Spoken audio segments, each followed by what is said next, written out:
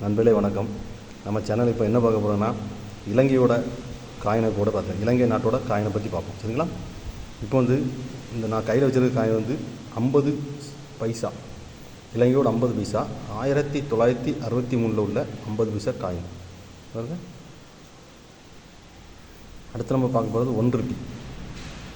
1 rupee இலங்கையோட 1 rupee coin. இது தமிழ் எழுத்தில் 1 ரூபாய்ன்ட்டு தமிழ் எழுத்து வேடம் இருக்குது, இங்கிலீஷ் எழுத்து 1 ரூபின்னு இருக்குது. அதேமாரி ஸ்ரீலங்காவோட லாங்குவேஜும் இதில் இருக்குது. அடுத்து நம்ம பார்க்க போகிற 2 ரூபா காயின். சரிங்களா?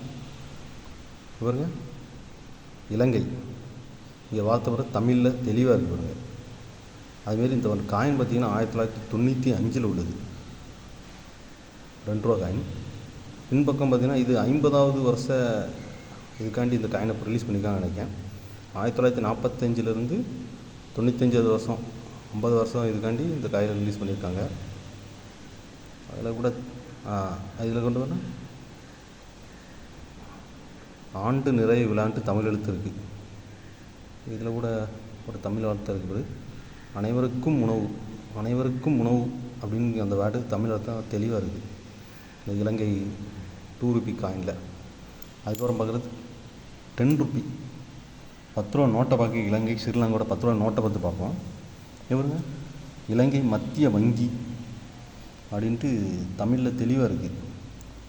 இதுலேருந்து நம்ம தமிழ் லாங்குவேஜ் ஸ்ரீலங்காலும் பயன்படுத்துகிறாங்கன்னு தெரியுது உங்களுக்கு. இவங்க இலங்கை மத்திய வங்கின்னு சொல்லி தமிழை தான் முதன்மைப்படுத்தி முதல் எழுத்தாக இருக்குது.